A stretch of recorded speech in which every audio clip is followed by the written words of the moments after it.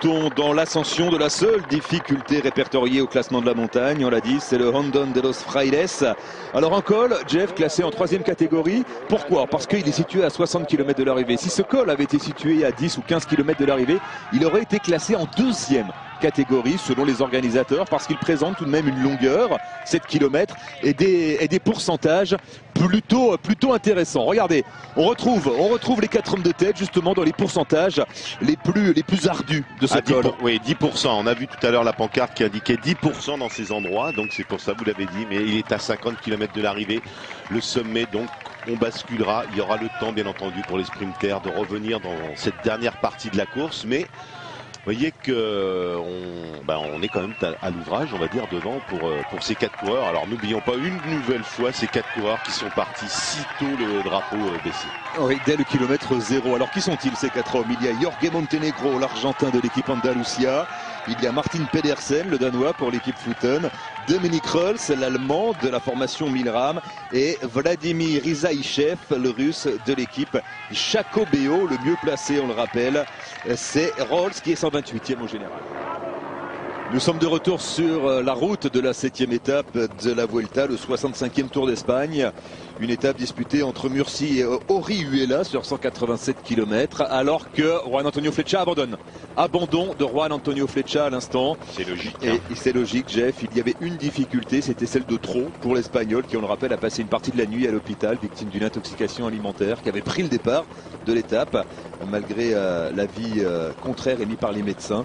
Eh bien, Flecha donc vient d'abandonner à l'instant. C'est une mauvaise nouvelle pour l'équipe Sky qui perd un 3e élément depuis le départ de Séville.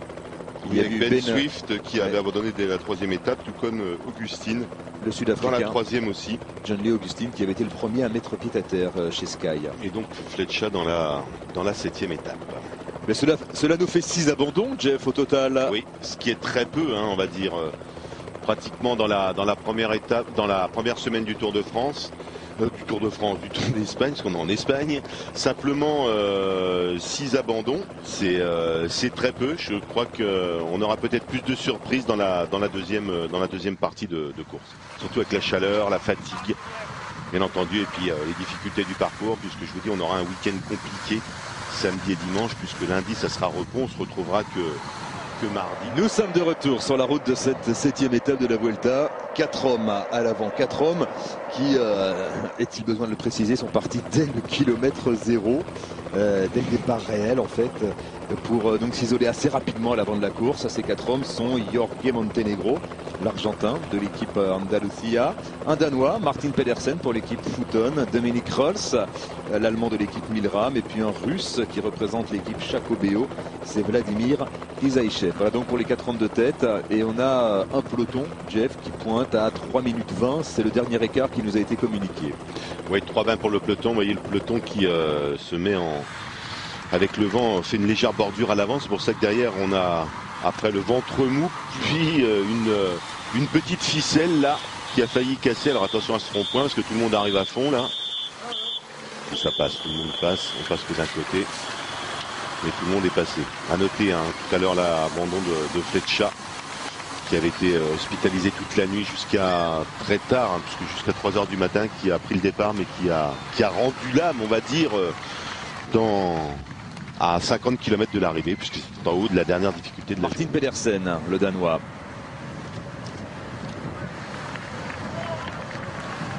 Martin Pedersen qui perpétue la tradition des Pedersen dans les pelotons professionnels. Il y en a eu des Pedersen. Je me souviens d'un Jorge Pedersen qui avait gagné une étape du Tour de France à Pontarlier en 85 au sommet du Larmont. C'est pas loin de chez vous. Bah, j'y étais, Jeff. Ouais, ça. On a vu dans le peloton tout à l'heure, on reviendra tout à l'heure, mais c'est les garçons de la Française des Jeux, la LF des Jeux là maintenant qui roule. On a aperçu Di Gregorio, là on a aperçu aussi Gianni Mersman qui se donne, bien entendu, pour Uterovic ou Sébastien Chavanel tout à l'heure, les 2 sprinters de cette équipe. Les 4 hommes de tête.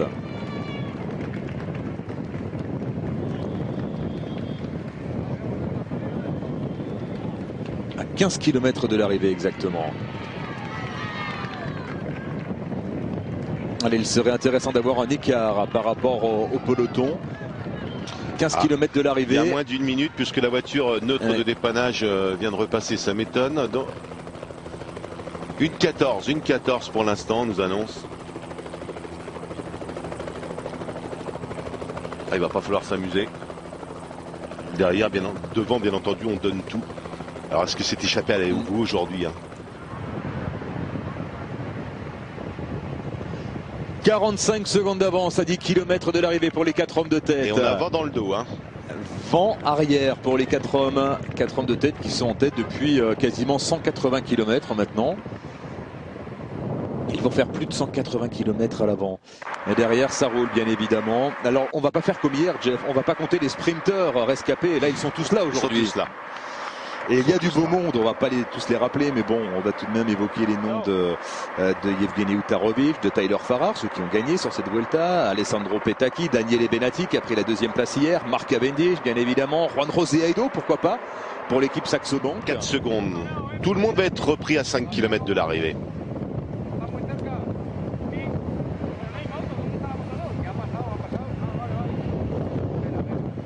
Allez, 5 km à accomplir pour les 4 hommes de tête qui vont être repris dans les secondes qui viennent. Voilà, on se serre la main, c'est la fin d'une belle aventure. On a passé quoi, 183 km à l'avant.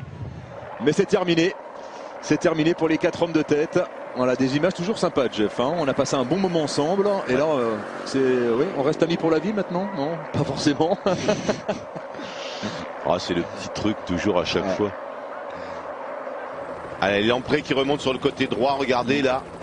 On vient remonter bien entendu Bollé, Hondo et Petacchi. Hondo qui sera le dernier relayeur avant que Petacchi fournisse son effort. C'est toujours lui qui le place dans les 200-300 derniers mètres. Alors Petacchi a-t-il retrouvé ses jambes du Tour de France? Et les Rabobank aussi remontent. Alors attention, Fréré, mais bon, Fréré... Enfin, il faut toujours se méfier que Fréré. Il a terminé 11e il y a 2 jours. Il est revenu avec Oscar Fréré, on ne sait jamais. C'est vrai, jamais de pronostic avec Fréré. Ça, c'est...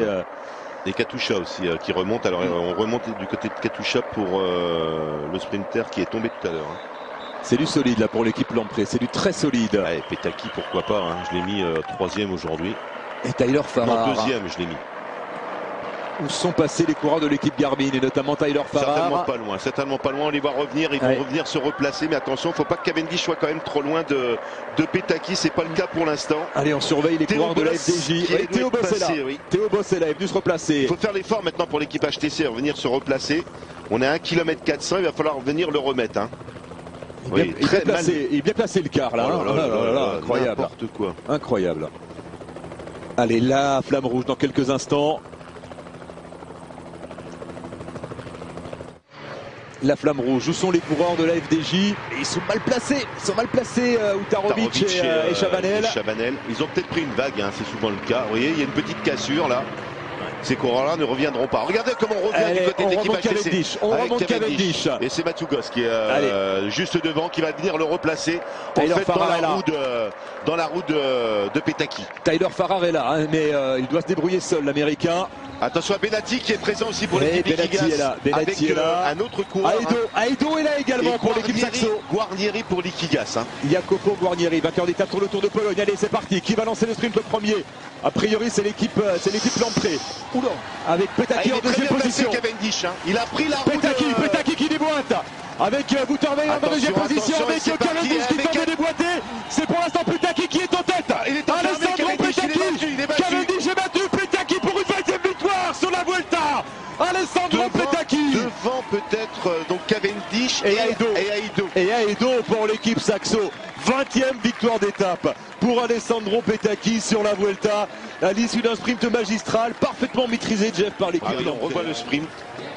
Ça doit être Utarovic. Non, ça doit être le Tossato ou Stoff peut-être. Oui, peut-être Stoff. Regardez, Juan José Aido qui déboîte mais trop tard. Farrar qui reste là.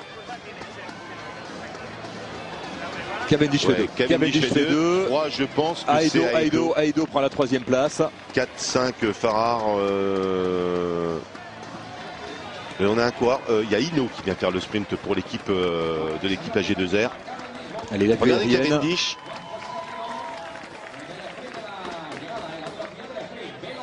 Il vient, mais c'est trop tard. Et il n'a pas le jump qu'il avait sur la grande boucle quand même, Cavendish.